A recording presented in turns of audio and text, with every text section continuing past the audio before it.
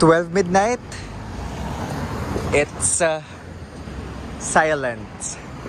Hindi naman super silent, pero not as bustling as I expected. Oh, randomly may nakita tayong grocery store. Yung kalsada dito, mga building, it's a mixture of European and Chinese feels. Hello guys! Kumusta kayong lahat?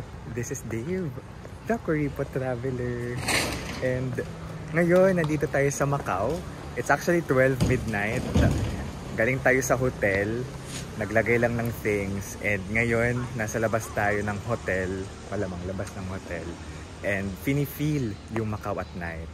So anyway, guys, kung kayo ay magmamakaw, pwede nyong i-book yung hotel na binook namin. Kasi ang ganda ng location niya.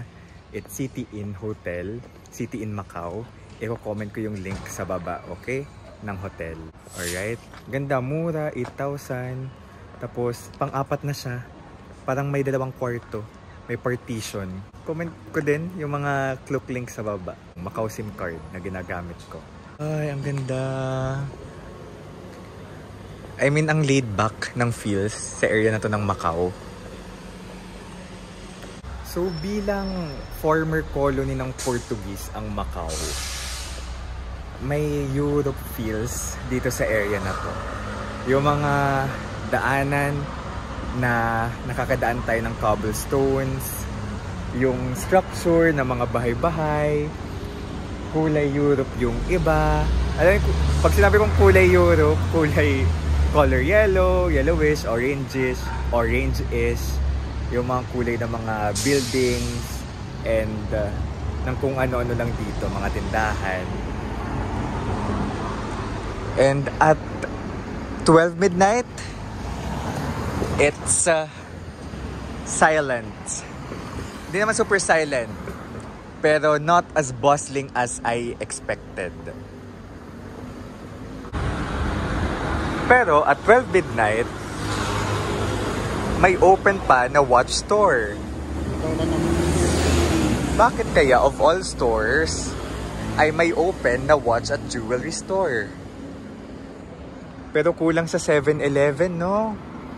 Mga convenience store. Very nice later. Ikaw kuya, anong masabi mo? First impression? Baguio feels. Baguio feels. Ikaw ate? First impression so far, now that we're walking. Oo, parang ano lang. Parang Pilipinas pa rin. Ang yari sa sinasabi ko kanina, Europe. Okay, iba-iba talaga ng perception. Okay. Feeling parang Singapore, may da, place May the area Singapore. Sugad yun. Okay. Singapore-ish. I've never been to Singapore. Pero may area daw sa Singapore na ganito yung feels.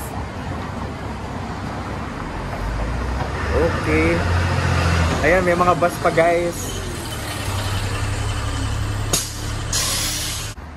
So I think nasa Taipa area yung, yung mga casino doon. Nandun yung mga bustling area talaga dito sa Macau.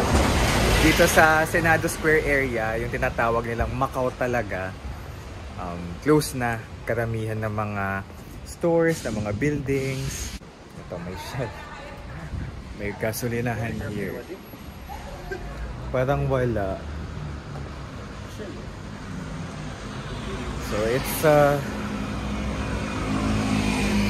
it's cold kasi winter. End na ng December.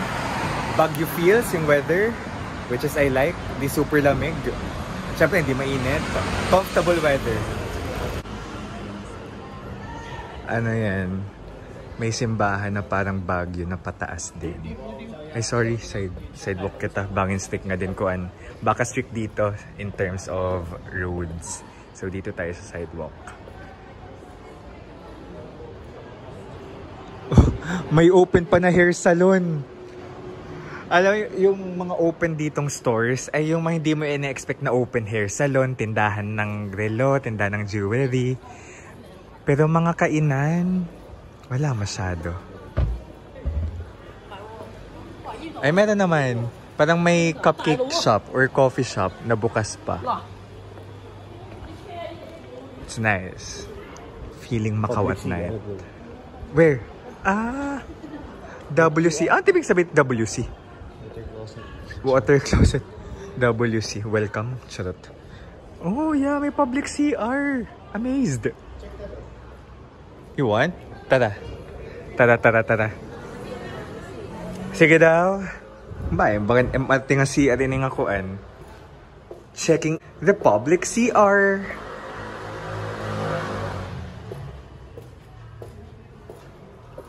Amoy chlorine. I mean sunrocks. Oh, it's nice. Hello. Mahamot. Mabango. Oh yeah, it's nice. Binondo-ish. Pero siya na talaga sa Europe, no? Oo, so din eh. Pero cobblestones, lalakatan. Ganda. Kasi parang nga siyang Pilipinas, kasi ang daming Pinoy. Kanina sa CR, alam kong Pinoy, kasi na-shock siya sa akin, sabi niya, punyeta. So, Lord, sorry. Pero yun, nakakatuwa yung dami ng Pinoy dito. And kung mawawala kayo, feeling ko you're safe. Kasi in one way or another, may makikita kayong Pinoy. Ako kasi kanina nung nasa bus kami, nasa tamang bus naman kami, pero yung oras, it's longer than I expected. So tinanong ko na si Ate Christina. Sabi ko sa kanya, Ate, saan po papuntang Ponte 16? Mas ang layo pa pala.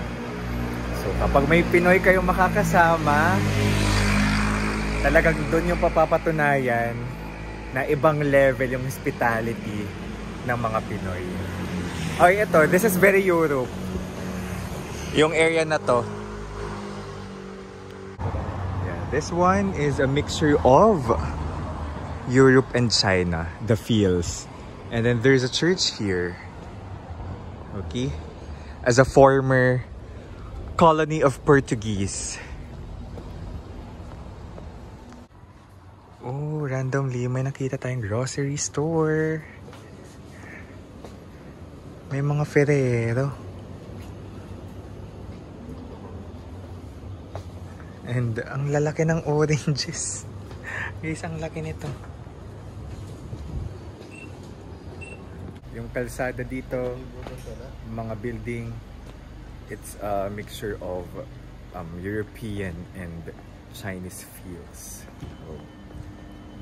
Alright, first time ko makita ng 7-Eleven dito sa Macau.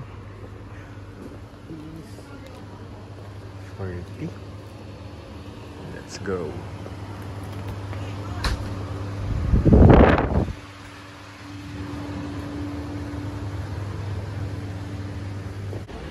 Macdo is not 24 hours though. Okay guys, so that's a glimpse of Macau at night. Ang daming Pinoy. Ang dami nating Pinoy na naririnig dito sa Macau. Ay, sabi pala ni Ate Donna, it feels safe kahit maglakad ka mag-isa. Tapos may nakikita tayong mga magkakaibigan na nagiinuman lang dyan sa park. Bumibili lang ng something siguro from convenience store. And then, ang lalaki ng Ferrero dito, ang lalaki ng gulay. Sana, nadala mo kayo kahit papaano dito sa Macau at night, 12 midnight. Masayang maglakad-lakad, i-feel lang yung streets. Pero ngayon umaambon na, kaya kailangan natin umuwi. So again guys, this is Dave, the Creepot Traveler. And ngayon naghahanap tayo ng daan. So saan? And guys, let's live our best life. Bye-bye.